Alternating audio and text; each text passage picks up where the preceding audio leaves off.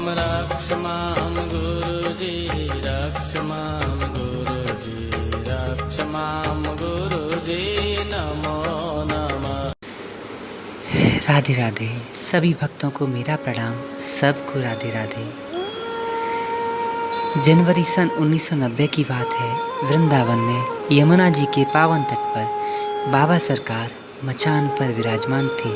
जी हाँ, श्री देवरा बाबा सरकार मचान पर विराजमान थे। मंच के पास भक्तगण जय सिया राम जय जय सिया राम का सुमधुर कीर्तन गा रहे थे। श्री मनोज रघुवंशी ने बाबा का दर्शन किया।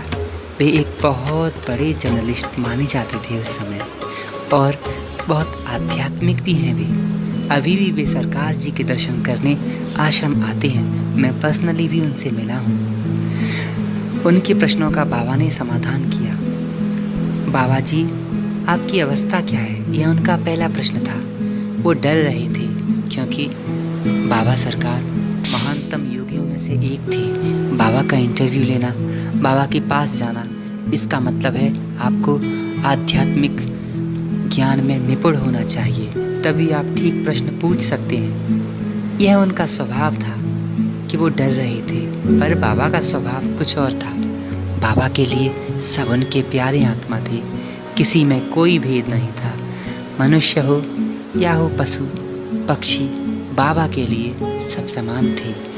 राष्ट्रपति हो चाहे प्रधानमंत्री, चाहे वो छोटा सा किसान या उद्योगपति, बाबा के लिए सब उनके अपने थे। सबको एक ही दर्शन, सबको उपदेश और उनकी जिज्ञासाओं को शांत करना, यह बाबा की दिनचर्या थी।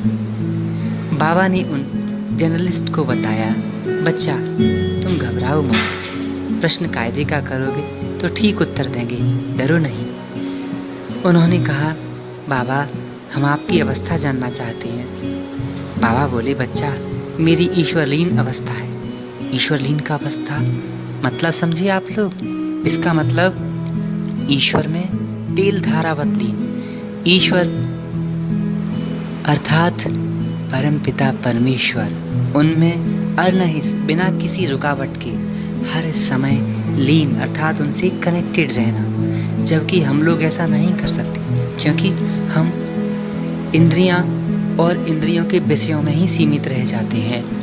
आप तो जानते ही हैं इंद्रियां क्या हैं। ज्ञानेंद्रियां 5, कर्मेंद्रियां 5 और 1 मन।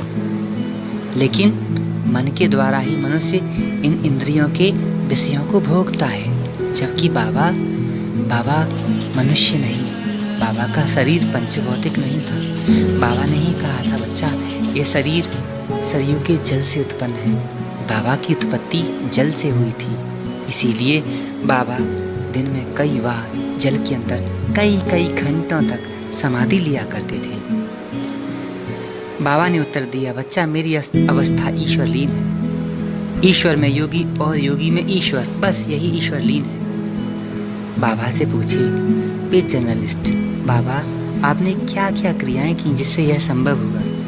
बाबा बोले, बच्चा महामुद्रा महाबंधु महावेदश्च खेचरी उद्यानम मूलबंधश्च बंधो जालन जराधिक करिणी विपरीताख्या वज्रौली शक्ति चालनम इदम मुद्रा दशकम जरा मरणम नाशनम। अर्थात महामुद्रा महाबंध महावेद खेचरी उद्यान मूलबंध जालंधर बंध विपरीत करणी वज्रौली और शक्ति चालन, ये 10 मुद्राएं जरा और मरण को भी समाप्त कर देती हैं। बाबा इसमें पारंगत ही नहीं, इनके भी गुरु थे। इसीलिए मैंने एक पिछले वीडियो में टाइटल दिया था कि बाबा की उम्र 2600 प्लस अर्थात 2600 वर्ष से ऊपर की थी। ये तो सिर्फ आपको टेबल के रूप में समझाने के लिए था। वस्तुतः बाबा तो असीमित है, क्योंकि जो इन 10 मुद्राओं पर सिद्धि अर्थात अभ्यास निरंतर निपुणता प्राप्त कर लेते हैं, वो जन्म और मृत्यु से भी ऊपर हो जाते हैं। सरकार जी ने भी कई बार बताया कि एक सिर्फ खेचरी मुद्रा के अभ्यास से और इसमें ही पारंगत अर्थात सिद्धि प्राप्त करने से मनुष्य को 6-6 महीने तक भूख और प्यास नहीं लगती। खैर छोड़ो, आप लोग अभी इतना विस्तार से मत समझो, वो आगे से बताएंगे। इसीलिए कभी भी जो महायोगी होते हैं, महापुरुष हैं, उनकी उम्र, उनकी शक्तियों में संदेह मत किया करो। बहुत से लोग कमेंट करते हैं ये कैसे संभव है, हमारी बुद्धि से संभव नहीं, परंतु वे असीमित हैं। योग, शक्ति और इनका निरंतर अभ्यास, साथ साथ चिन्मय शरीर, इनसे ये सब कुछ संभव है। विस्तार से जानने के लिए बाबा की जीवनी आप पढ़ सकते हैं। भगवान श्री कृष्ण जी का भी शरीर चिन्मय था, चिदानंदमय देह तुम्हारी। राम जी का भी शरीर पंचभौतिक नहीं था। भगवान के शरीर में कोई विकार नहीं होता। ठीक ऐसे ही बाबा के शरीर में वृद्धावस्था, बीमारी, रोग, मलमूत्र आदि दोष नहीं थे। इसीलिए बाबा का शरीर चिन्मय था और उनकी आयु असीमित थी। बाबा ने महासमाधि स्वेच्छा से ही ली थी। अभी मैं इतना ही बोलूँगा, आगे विस्तार से बताएंगे बाबा की सारी कथाएं, लीलाएं। कभी कभी बीच में हम सरकार जी से भी प्रार्थना किया करेंगे हम सब कि वे हम सबको मार्गदर्शन करें। राधे राधे, जय श्री राधे। और हाँ, कृपया आप इस चैनल को लाइक, शेयर और सब्सक्राइब अवश्य करें।